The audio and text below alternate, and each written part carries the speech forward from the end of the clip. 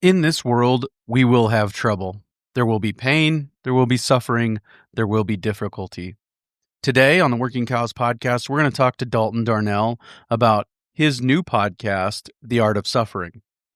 How do we do it well? What is the difference that Jesus makes in our suffering? There's times in my life where I've regretted the company being named that, because it's like, dang it, dude, who picked this as a mantra? You know what I'm saying? But there's a reason why we suffer. The difference is that I have a reason to suffer and they don't. We're also going to talk to him about the importance of how we view the world in the way that we approach our suffering. Like the enemy's trying to kill, steal, and destroy your family and you. So if you're not fighting that sucker every second of every day and combating what he throws at you, you're going to get your freaking butt whooped. And the value of our community. You have to have a group of men that choose to say, I am not going to sit here and let my brother fall. Then you have to have the entirety of men decide to take the position of what you say to me isn't offensive. It's for my good. All that and more on this episode 435 of the Working Cows podcast, brought to you by the South Dakota Grassland Coalition and Ranch Right. Welcome to the podcast that gives producers a platform to discuss and share paradigm-challenging practices. Practices that have increased the effectiveness of their operation and the joy that their families have received from this lifestyle.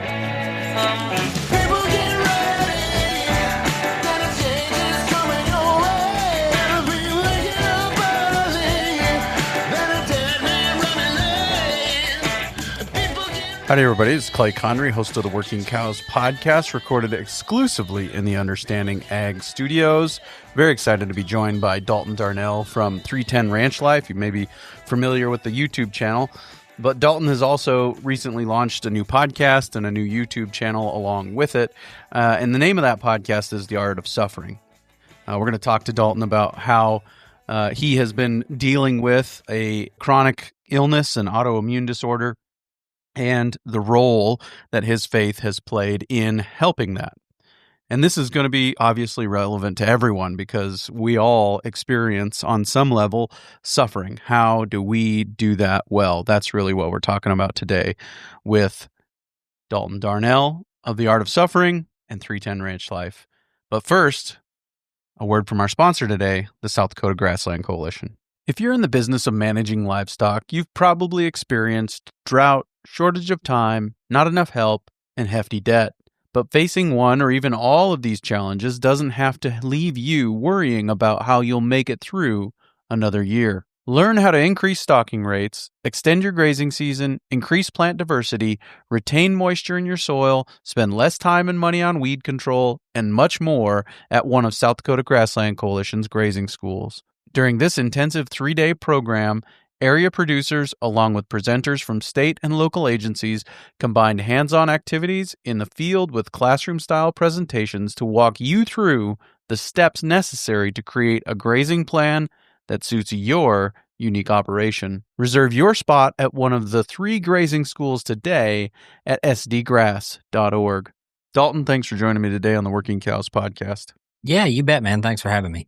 Yeah, as I said prior to kind of recording here, been an admirer of the work of 310 for a long time. Really appreciate the work, the content you guys put out. I don't think I've bought a rope from anywhere other than 310 in quite a while. So a customer as well, and got 4 kids that follow me around to brandings during the season, and so outfitting them as well. So, but new venture, or at least relatively new venture, started the Art of Suffering podcast, and wanted to talk to you about that as well. So can you tell me a little bit about that podcast and how it got started? Yeah, you bet, man. So I appreciate it. Appreciate your business and the support. It's always cool when people watch the videos. You know, we really enjoy making them, and it's fun when people watch them. So, and we get to visit about them. The Art of Suffering deal, honestly, man, I've had a friend of mine for years that's been telling me I need to do a podcast for 310. And if I'm being completely brutally honest, I was like, man, I just don't have anything to talk about, you know, because a lot of the stuff, and as you'll see in the later episodes of the podcast, like when I have my friends on or people that I've met online or whatever who are other cowboys, we always end up talking about other stuff other than cowboying. You know what I mean? And so because we showcase our lives in the way that we do through the internet, through video and storytelling and all the things, I just don't have that much to talk about when it comes to cowboy. And it's like, man, if you want to watch me cowboy, like there's hours of stuff out there for you to watch, you know? And so he said to me, we were having like a really hard time with the company and just a lot of things were changing. And my buddy Daryl, he's my best friend in the world. He's never cowboyed, never gonna cowboy. He's a video editor as well. He's a kind of a content creator for a big ministry. And anyway, he told me, he says, you need to go back and read Philippians 3:10, because that's where the name of the company comes from. And he was like, remember what it's all about. Like, go back to the beginning. And so I went back and I read the verse, and in the verse, it says, for our determined purpose is to come to know the King and to share in his sufferings in order to be transformed into his likeness. And I was like, okay, so the goal for 3:10 in the beginning was to really just create an environment where we can share and showcase the unique talents of other people, our horses, the job in and of itself. But a deeper seated goal of that was to just do life with other people. And because since I've been diagnosed with arthritis and I hadn't been able to go out and cowboy like I used to and all of those things, I really shifted the my mindset a little bit with the podcast to try to walk with people from this chair, if that makes sense.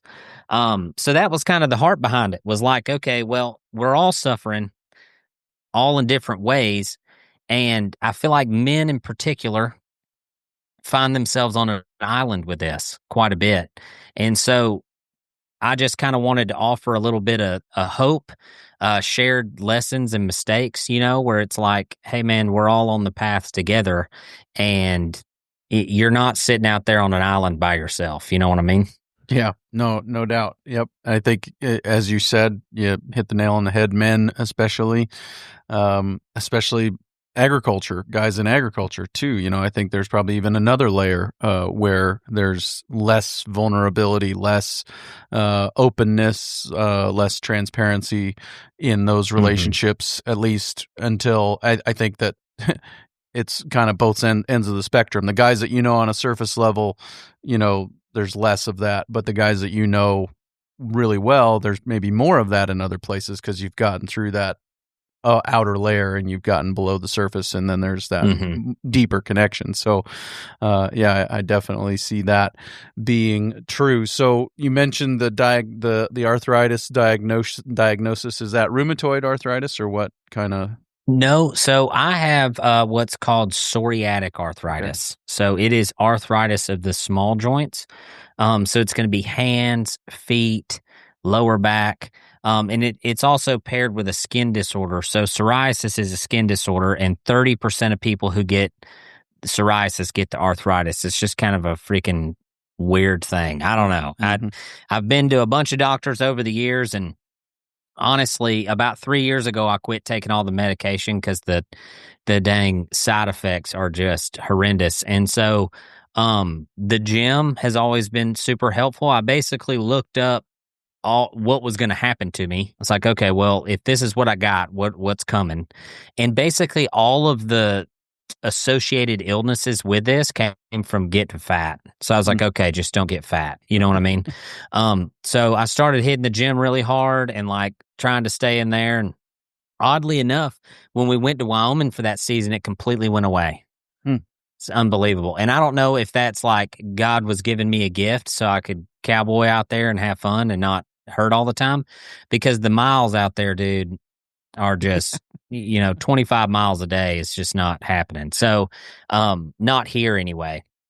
But but when I moved back down south, it came back, and It's just something. It's not like I'm completely crippled or anything, and I can still get on a horse and rope if I need to, and all the things. And my hope is to have a little preconditioning yard here, a little spot here. But in Alabama, I can zip around 150 acres with a feed truck and click out some feed, and then doctor, 15 head, and then be done before lunch. Where I can still get all my other rat killing done. In Wyoming, that's not the job out there. So it's two totally different environments. But yeah, so I'm off the medication, which is cool. I take a lot of supplements and stuff, and stay in the gym. And anybody I talk to about it, that's kind of what I tell them is like, get in there, pick up heavy things. It doesn't matter that it hurts.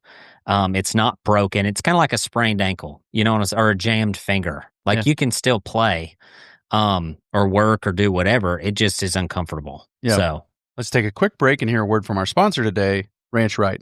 We've all been there. You've watched the YouTube videos, you've read all the books you can find, and you've listened to some compelling episodes of various podcasts. You're in. Grazing is going to save the ranch. And while that might be true, there tends to always be a bigger problem. A bad gross margin, even with increased turnover, is still a bad gross margin. And with a bad gross margin, if you increase turnover, all you're going to do is go broke faster. Don't be a grazing zealot. Focus on profitability. After all, it's possible to outbusiness a bad grazing plan, but you will always struggle to outgraze a bad business plan. Bad business is just bad business, plain and simple.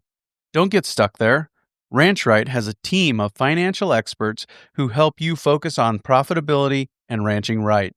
Use their actionable financials so you can create generational wealth and become a profitability zealot rather than a grazing zealot. If you are ready to see the power of good business and profitability, head over to ranchrightllc.com to book your free consultation now. In your mind, and I think that all of life is struggle, right? We're constantly in a battle, whether that's with our flesh or the world or the devil or whatever, or illness, or at the end of the day, like you said, we're all going to be suffering in some way, if we're conscious of the ways that maybe we're less than the image of Christ at this moment. Then we're like, well, that can use some work, right? Is that part of what 100%. You're thinking about? Yes. So that's what Philippians 3:10 says. Right.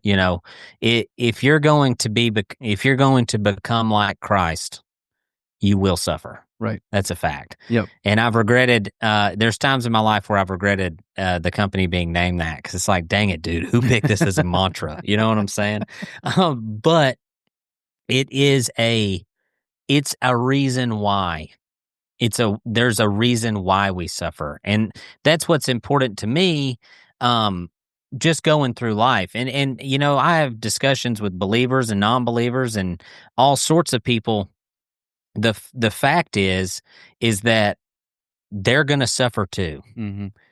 And the difference is that I have a reason to suffer and they don't. And that makes it suck even worse. Mm-hmm. It's like, what if you went to the gym every day and killed yourself and then nothing happened? You didn't get stronger. You didn't get more fit. It's just, you're just in there killing yourself. Well, to me, that's kind of stupid. You know what I mean? Yep. Well, and that's the thing, I was just on a call, part of a podcast collective that I'm in, that we're just trying to make our podcast better.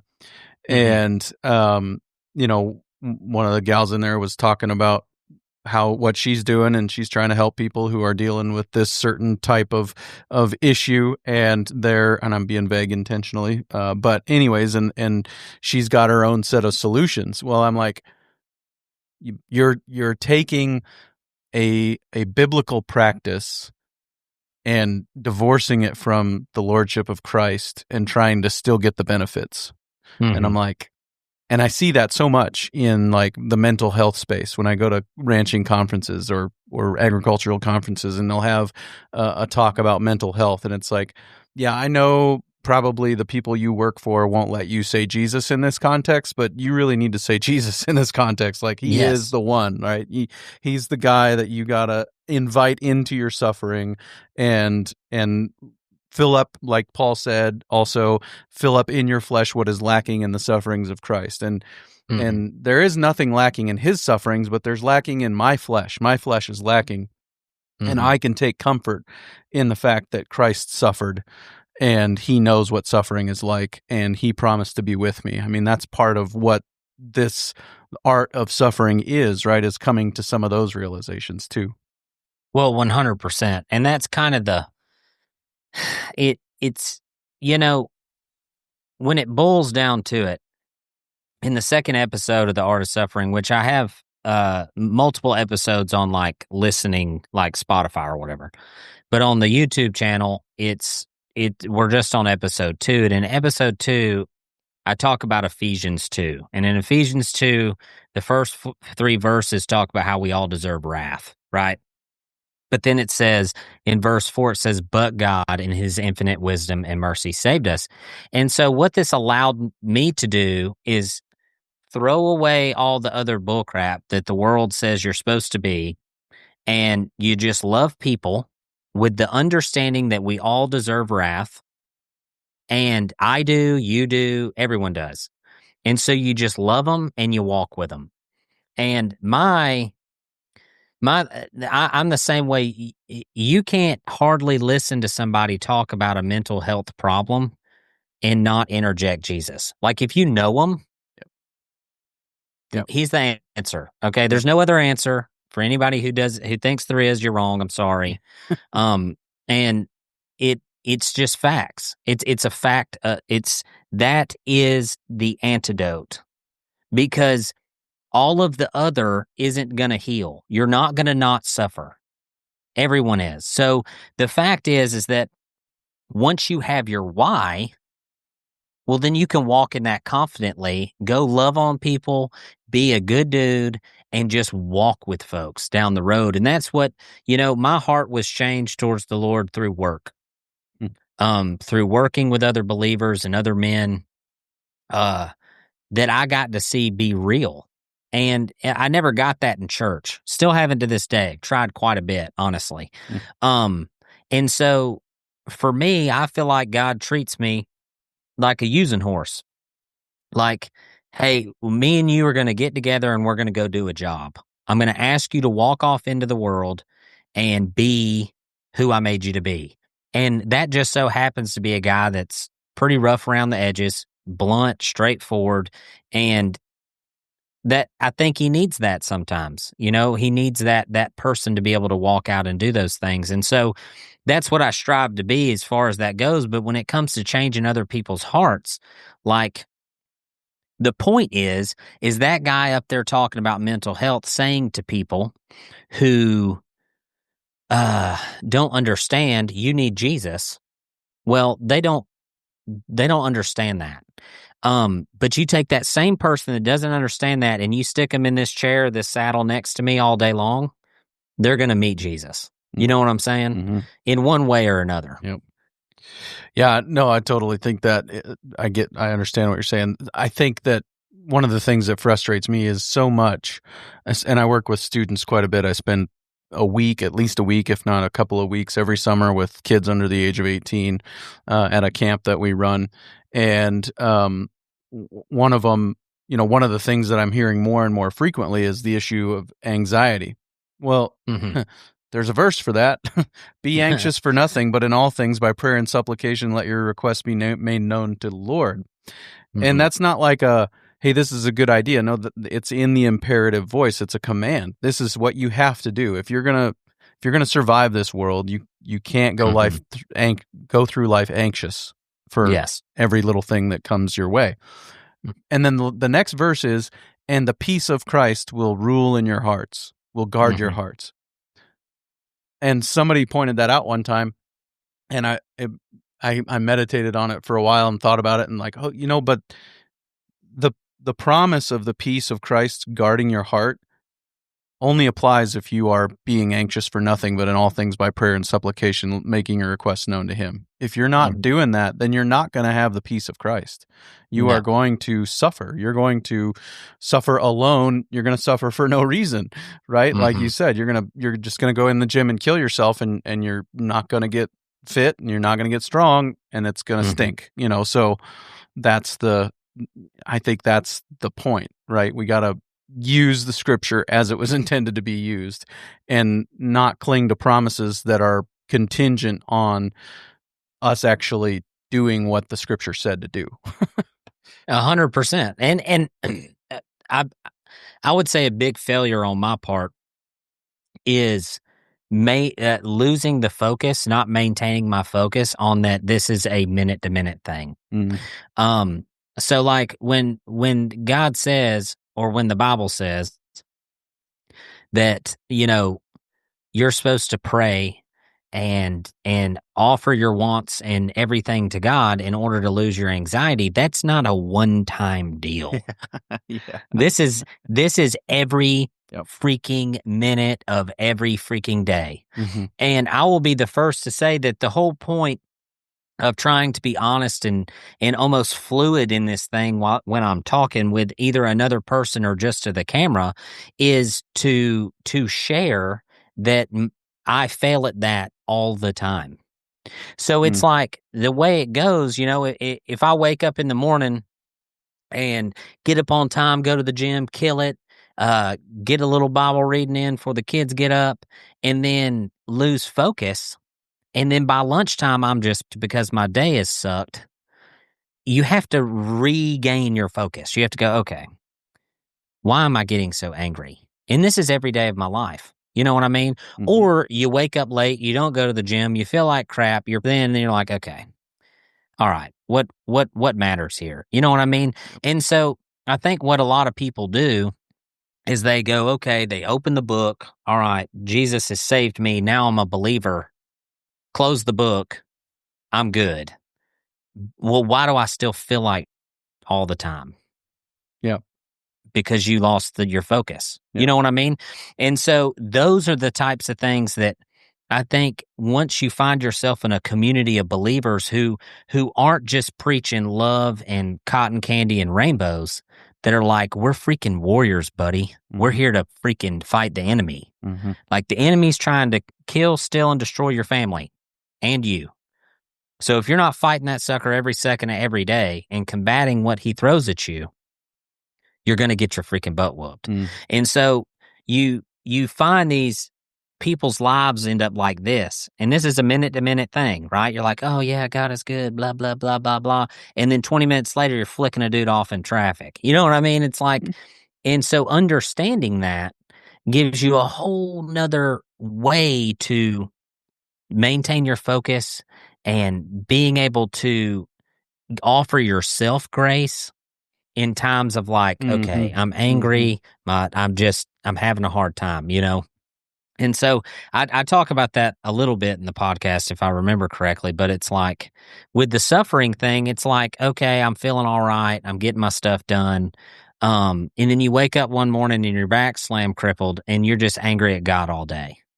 Like, what's wrong with you, man? Why is this a thing? I'm 30 years old, what is the deal here? And you have to constantly take a hold of those thoughts in your mind and capture them and go, okay, this is my cross to bear. All right. And we are going to bear it well, So I think focus is something that people have a hard time with nowadays. And you can blame anything you want on that. But the fact is like, if your focus shifts from where it's supposed to be, like your horse, I'm sure most of the people that listen to this podcast are familiar with horses and horsemanship. And one of our main principles is focus, feel, timing, and balance. Okay. What's the first one? Focus. Focus. Yep. And 9 out of 10 times, I can 10 out of 10 times, honestly, if it's a horse that I've ridden a lot, I can focus on something with my eyeballs, never touch my rein, and he goes there. Yeah. Just because I'm focusing on it. When I'm running to a cow, freaking focus on the back of that cow's head, and that sucker will put you there. Yeah. And 9 out of 10 times, if your horse is running off with you or not focused, it's because you're not focused, Same thing with God. If you're not focused on him, your brain is going to run off with you, and the enemy's going to get a hold of it, you know? Yeah. Man, what are the illustrations in the scripture for the Christian life? it's war. It's war. Mm-hmm. You know, the weapons of our warfare are not carnal, but they're mighty through God for the pulling down of strongholds. You know, Ephesians 6:10-20 about the armor of God. You know, all of it. It's all a war. It's all a battle. And what happens if you don't focus in battle? You get your head taken off. You know, Yep. and I think that is so true, man. I probably have never told this story on the podcast, but I spent like 15 years in this prison of shame over something I said in the course of a best man speech. And like, I'd be walking across a Walmart parking lot and I'd be like, dang it. And out loud, I'd say it. And my wife's like, what's wrong with you? And I'm like, nothing, you know, and just me beating myself up. I didn't even say the second part out loud. That's just what it was. And it wasn't until somebody came and spoke at that camp I was talking about earlier and talked about how we need to forgive other people. Otherwise, we're going to just live in this prison of unforgiveness. And I said, you know, sometimes the other people we need to forgive is ourselves. Mm-hmm. And I learned that it's every day. And I said, how do I go about this? I asked the guy that was speaking, I said, how do I go about this? And he said, out loud, as often as you are able, when that thought crosses your mind, just say out loud, in the name of Jesus, you have no right to accuse me of that failure. That sin is forgiven. And like, he's like, even if you're in the Walmart parking lot and you're going to sound crazy, do it out loud as often as you can. And I started doing that, and like, it changed my life. Like 15 years in this prison of shame to the last 3 or 4 years of like actually making progress in my Christian life. And it was partly just taking that battle mindset of every day I'm going to fight, and it's going to be a war, and I'm not going to give up, you know, and it just totally changed my life, you know. And I think that's exactly what you're talking about. You've got to, don't lose focus. Don't get distracted. Stay engaged in the fight. It's funny you tell that story. So I've been shooting, I started the podcast a long time ago, and then it kind of fell off, and I was undisciplined, and we got the rope shop here, and I got an office. So that's where we are right now. And I've never had an office before. It's pretty cool. I have to share it with Madison, and she's fantastic. So as soon as I started posting them, okay, we started the 310 EDU channel. I started posting the podcast again. I'm talking about the enemies crawling all over us like white on rice, son. And so I got the flu. My wife got the flu. The kids have been sick, like just they're teething and screaming and freaking all this stuff. And the other morning, so my kid woke up, my 2-year-old woke up and had thrown up. And then my wife got the stomach bug. And so I took my 6-year-old to school, and my 2-year-old is throwing up in the car seat. And my wife's at home puking. Okay. Now, have you ever seen Lord of the Rings? Yes, sir. Okay. In the Fellowship of the Ring, when they're in the cave and the demons chasing them, and they're on the bridge, okay, and Gandalf hits them with that "You shall not pass." Yeah. You know what I'm talking about? He slams the staff down. On the way home, this kid's throwing up in the back seat, and son, I am talking about dropping F-bombs, chewing Satan out. I am like, son of a buck, you ain't gonna pass right here. Like, out loud. In a slam fist fight, you can go on and get after somebody else, you know, in the name of the Lord, I rebuke you, you know? And the way that, what's funny is my problem has always been, you go to church, man, and down here, I don't know how it is where you're at, but like down here, all they preach is like love and just, it's like, man, that is not the freaking world I live in. That is not the world, okay? We're not talking about... Now, does Jesus love us? Yes. And I love my sons, but I make their life hard for a reason. You know what I'm saying? We're out here raising men, baby. Yeah. So, if you never talk about the warfare, where's a fella supposed to get it? Well, freaking Lord of the Rings, man. Gladiator, Braveheart. Like, dude, these guys here... they're not giving everybody a hug and a kiss on the cheek on the way to battle. You know what I mean? Like they're freaking men, you know? And so I just, maybe it's a false depiction, but that's the depiction I have of myself as God's son is like, while I am supposed to protect the weak and love everybody and all the things, when it comes to fighting, which is my primary job, that's what we're going to look like. We're going to be gnarly, dude.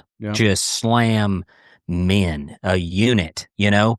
And so when it comes to talking about this stuff, especially with other men, it's like, this is what we're made to be, man. You know, put the armor on, but like in your brain, it's real armor.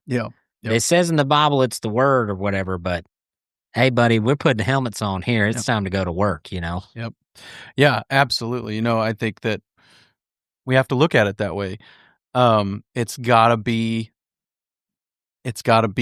that kind of an approach to life. You cannot, you know, I think the reason why the church in America has struggled is because we don't look at it that way.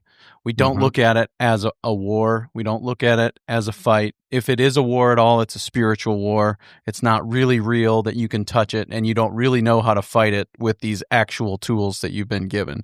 And so it's not tangible. It's not something that you can see. What did Jesus say? He said, "I'll build my church, and the gates of hell will not prevail against it." What are gates for? They're for defending things, right? That's to keep stuff out.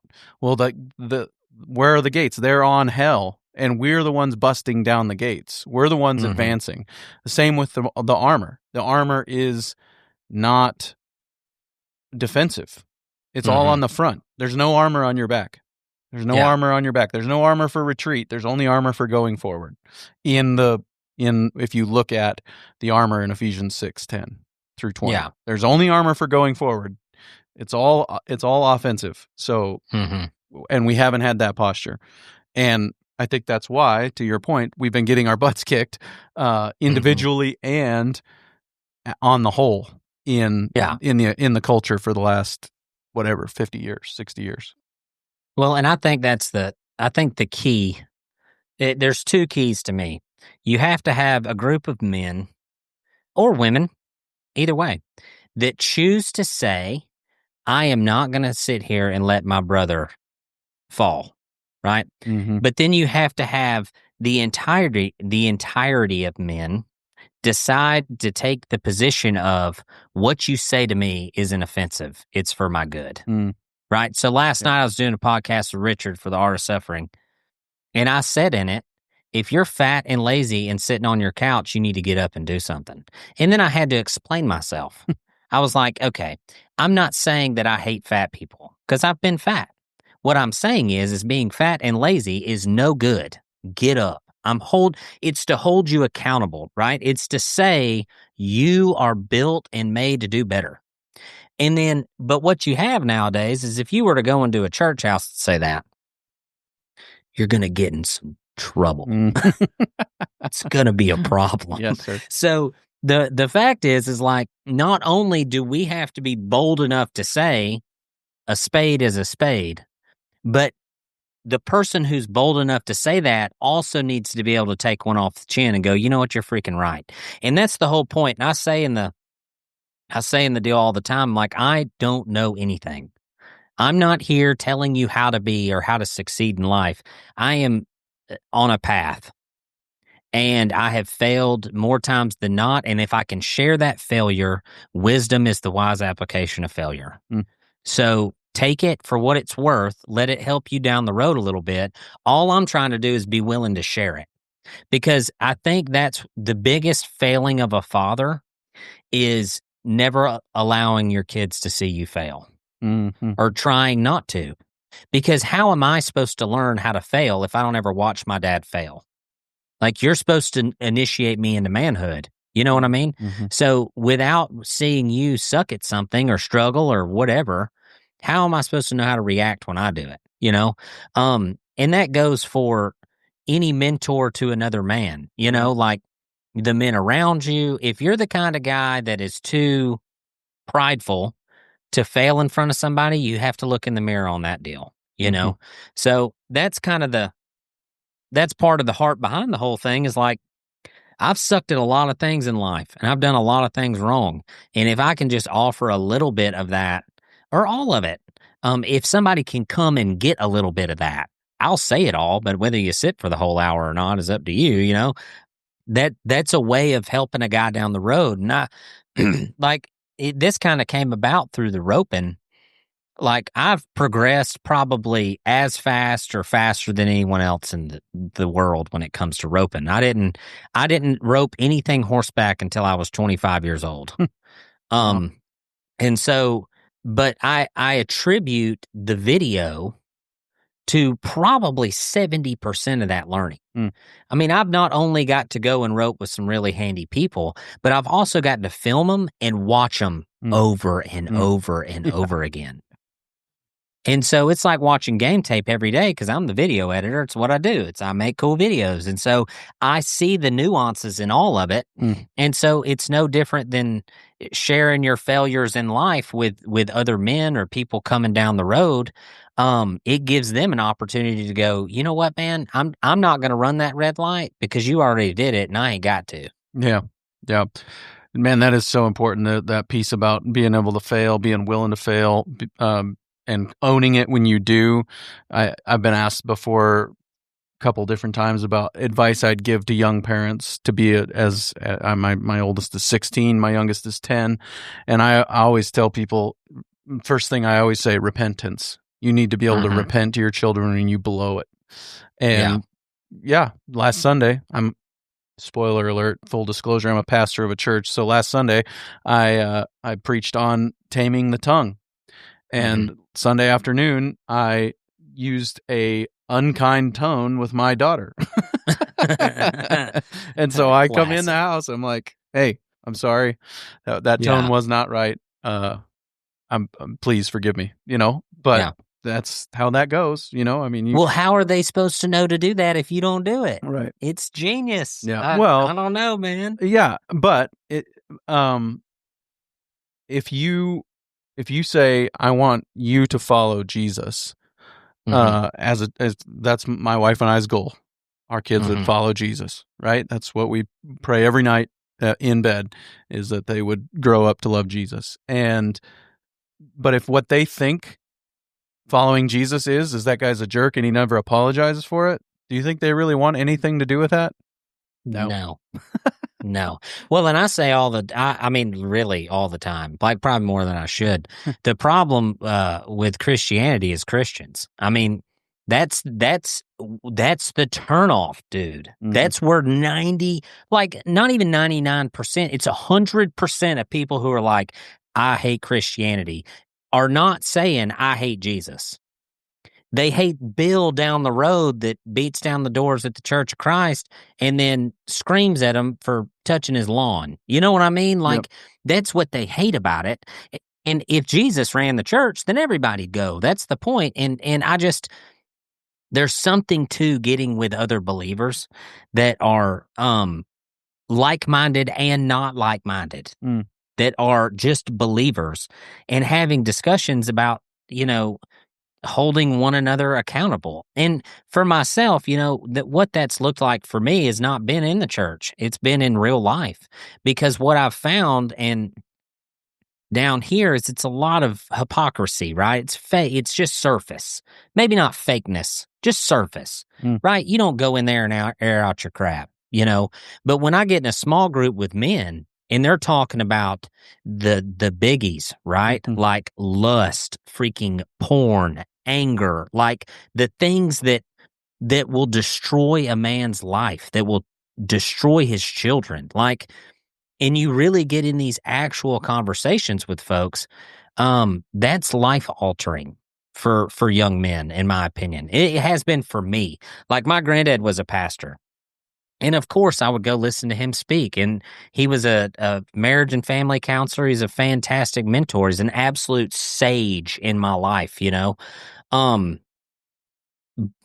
But those conversations weren't had when he was standing behind the pulpit. You know what I mean? They were sitting in his living room. They were fishing. You know, they were squirrel hunting.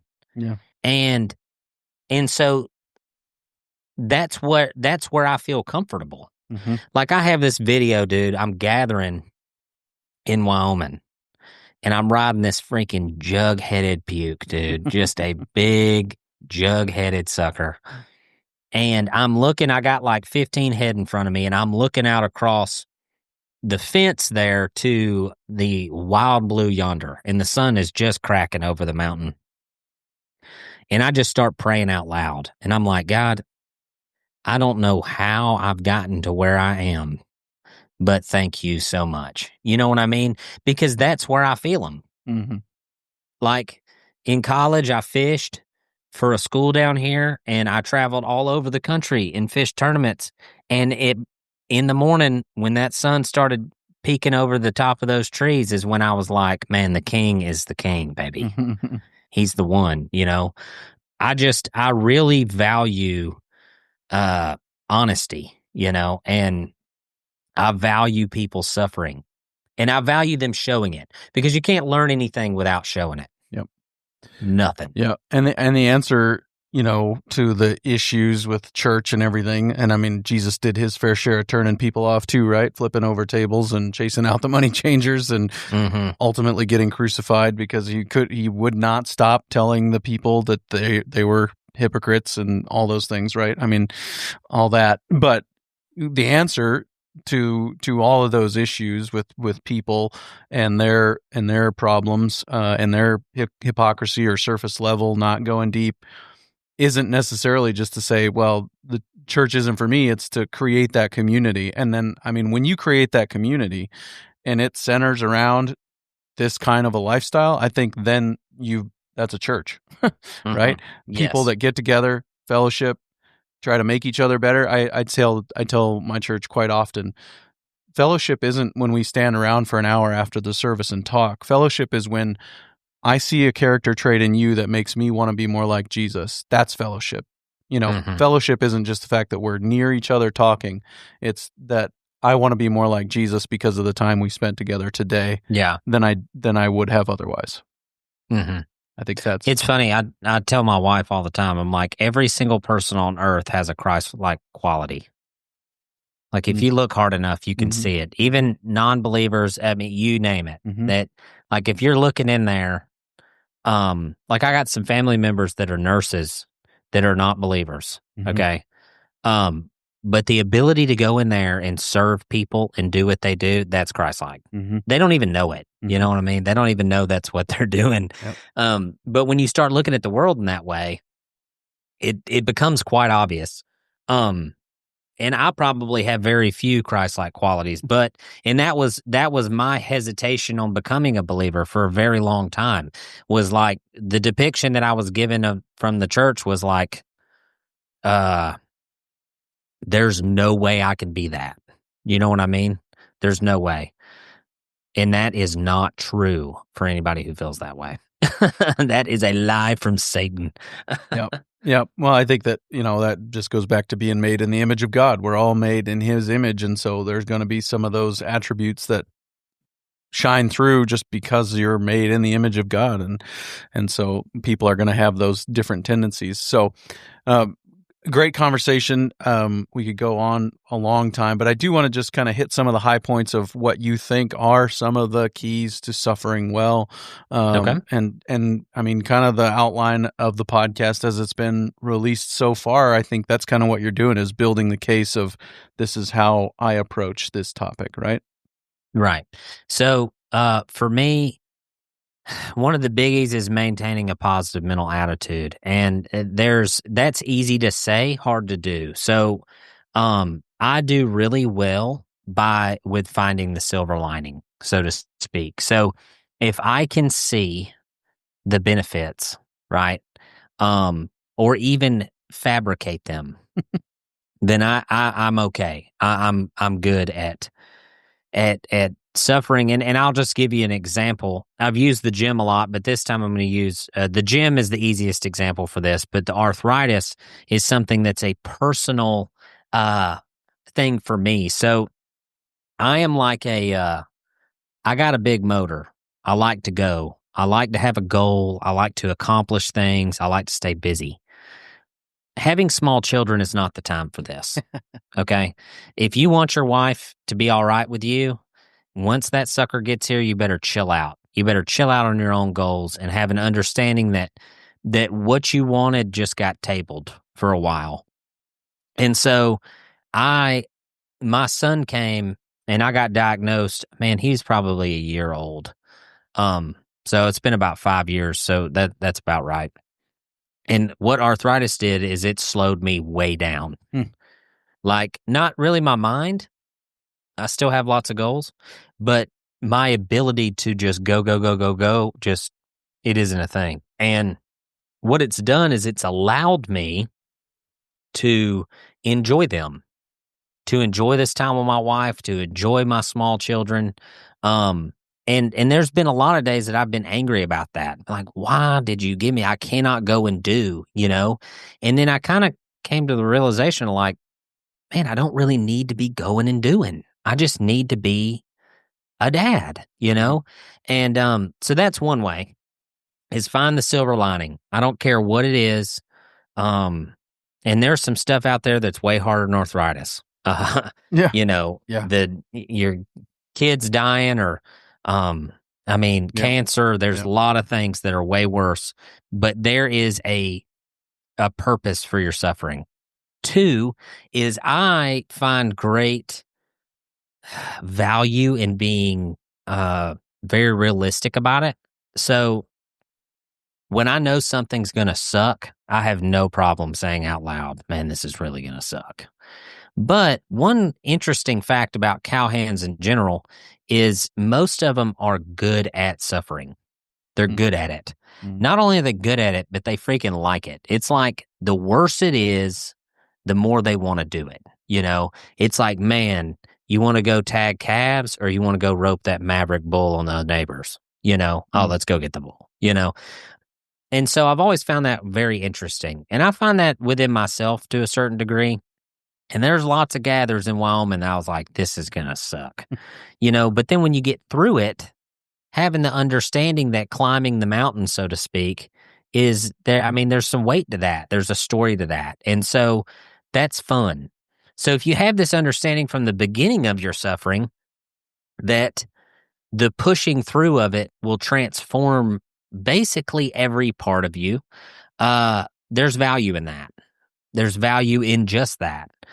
And so that's how I try to maintain a positive mental attitude through it, is not only finding the silver lining, but then being realistic. Like, this is going to suck, but I'm going to do it anyway because I'm a monster. You know what I mean? Yeah. Yeah, for sure. No, I think those are great pieces, of advice where kind of understanding, hey, God allowed this to come into my life. And so it can either make me miserable or I can get to know him better through it and see what he was doing through it, like slowing you down. Like my example is always, could I transform my land faster by moving my cows 4 times a day? Yeah, I could. Would I also have to neglect my family to do it? Yep, I would. So am I going to do it? No, I'm not. No. I totally agree. Yeah. So what are some of the other keys? I mean, we've kind of talked about the value of somebody to go through it with, right? In the course of this, are there other things that kind of come to your mind in that regard? Well, it's funny, like when it comes to an autoimmune disease, like you can't see it. So it's very difficult, even for like your spouse. It's like when you can't see it, you can't see it. And so it was funny, man. I told Daryl this week, I started reading Psalms, and I've never spent a whole lot of time in the Old Testament. But it's funny. I was like, man, I just don't really like relate to Jesus. And I told him, I was like, it's not that I don't love Jesus. It's just that I'm not perfect, and he was perfect. And that's hard to relate to. It's kind of like your baseball coach or like when I teach people how to rope. Like, sure, they want to emulate me, and I wanted to be like my ball coaches, but could I at the time? No, there's really no comparison to someone who's just learning how to rope and then watching me rope. So I was like, okay, well, I need to find a dude in the Bible that loves God and freaking grinds, dude. Is like kind of a dink, you know what I mean? That like makes a lot of mistakes. And so I was like, all right, King David. We're going to read about King David. And dude, the first stuff I started reading, I was like, holy crap, I'm just like this guy. Like, I'm very similar to this guy, you know? And so that, when it comes down to it, when you're called into a battle, and that's what suffering is essentially, it's very important to know that people have won these battles and they've already done it. You know, they've already pushed through what you're trying to push through. And it's not just King David. There's millions of people that have lived already and fought the good fight and done well. And so if you go at it with the frame of mind of every good thing you see in life someone do is a lesson. Every failure you get to watch is a learning opportunity. And if you can transform the way you look at the world into from a critical one of like, okay, I'm going to look at this guy over here with his horse and he's doing all this crazy stuff with this horse. Well, all you're doing is learning, I don't think I want to do that. That horse doesn't look comfortable, right? So that applies to every single part of our life. And that helps me out. Being able to read about King David and being able to watch other people, it really allows me to go, okay, so, you know, I've heard it said before, I don't know where it says this in the Bible, but it talks about how much God loves David. You know what I mean? A man after his own heart or something like that. I might be talking out the side of my neck. You're right. But if David was a man after God's own heart, then I can be one too. You know what I mean? Yep. That helps me out. Yeah. I was standing around talking to some guys one time, and I don't know how many of them would actually claim to be Christians, but a couple of them had gotten to where they were just starting to read the Bible and were asking some questions, and they're like, "These people are messed up." I'm like, "Yeah, God uses messed up people because there are no other kind." Yeah, that makes complete sense. That's all there is. So that's what he uses. And the glory of God is that he accomplishes his work through us, that even though we're not perfect, he still gets things done through us. And that's where he gets the most glory. And so that's why he chooses to use people that aren't what the world would look at and say, that's the guy. Tom Brady, you know, or whoever, you know, the Adonis. But anyways, yeah. So, Dalton, really appreciate your time today. You mentioned the 310 EDU channel, kind of a new venture there. Talk to me a little bit about that. Yeah. So, pretty much my YouTube guy is Daryl, my best buddy. And so he encouraged me to start a YouTube channel just for the 310 EDU stuff. So on that channel, that is where we're going to host the Art of Suffering podcast. So that's where the episodes are getting posted. And then additionally, I'm just posting, you know, stuff on roping. So my hope is I got some lease ground here in the working, so my hope is to kind of venture into some instructionals on the preconditioning side of the deal. Well, you know, kind of what it's like to do that here. Doctoring, obviously, roping, obviously. And we still have 310edu.com, which is the full educational website. So this is going to be kind of an excerpt of that, where I'll be offering tips and tricks and kind of my take on things. There's not a ton of videos on there yet, but we're kind of working towards that. But I really just wanted a place to host that podcast that was just full of people hunting education, open mindset, like you're wanting to learn new things. And not only am I sharing my life failures, but the roping ones as well. So, if I just posted all the video I had on my computer of myself being terrible at roping, people would learn a lot from that, because I sure have. So that's kind of the goal there. And, it's been good. It's going good. I think we started it about a month ago, maybe 2-3 weeks ago. And, so 310edu on YouTube, and then 310edu.com is still your home for the best educational videos that I know about. Yeah. Anyway. Tell me about the 310edu.com. What's kind of been the growth of that library over time? Yeah, man. So we started out with one-man doctrine because that's kind of what we did. And that's probably will be a lot more of that if I can get my deal going here because I'll be doctoring by myself. So, but then we ventured into two-man doctrine, three-man doctrine. We cover all the events we do. I do a lot of voiceover work in there where I just kind of break down people's shots or like mostly the people that work directly with us. So like anybody that knows us would probably know Abby. So if we go to a rope and Abby throws a good shot, I talk about the good things about it. If she throws a bad one, I talk about the bad things, and I'll do that for myself and for Dad. But we also have some content creators on there. So we have a dog guy, we have a leather guy, we have a guy that shoes horses, and so they have instructional videos on all of that stuff on there as well. So like if you want to learn how to make a pair of leggings or a martingale or whatever, Carlos from Lost Buckaroos on there doing that. And then Jason from Diamond J Stock Dogs is our stock dog guy. But yeah, it's really just a one-stop shop. If you want to learn how to throw a turnover, hands down the best turnover instructional on earth. No questions asked for the forehand, the backhand. Really, any shot you've ever seen me throw on social media, there is a video dedicated to that on there. And if there isn't, email me and I'll make one. So it's pretty cool, man. It's a good source for beginners, intermediate, and advanced. We go through all the drills we put our horses through, and then all the drills we put us through in order to learn how to do what we do. Very cool. Links to all that, and I'll be in the show notes page for today. You can check that out and get links to that. So, Dalton, thanks for your time today. Hey, man. Thank you. Appreciate it.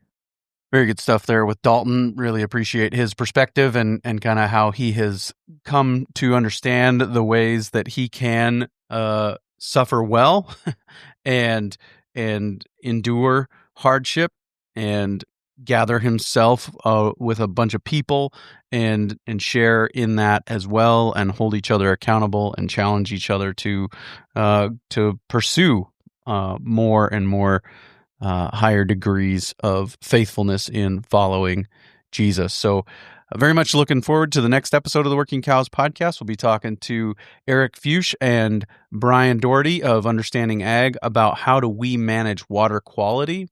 How do we keep track of, not only the water quality on our own operation, but then really this is an issue of loving your neighbor, right?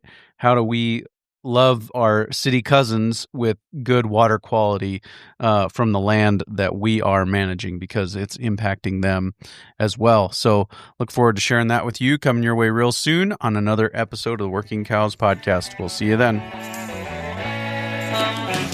We invite you to visit workingcows.net to subscribe to the show via iTunes or Stitcher. You'll also find detailed show notes pages, resources from our guests, and the industry leaders who have influenced them. For more ideas on putting your cows to work for you in a more profitable way, tune in next week.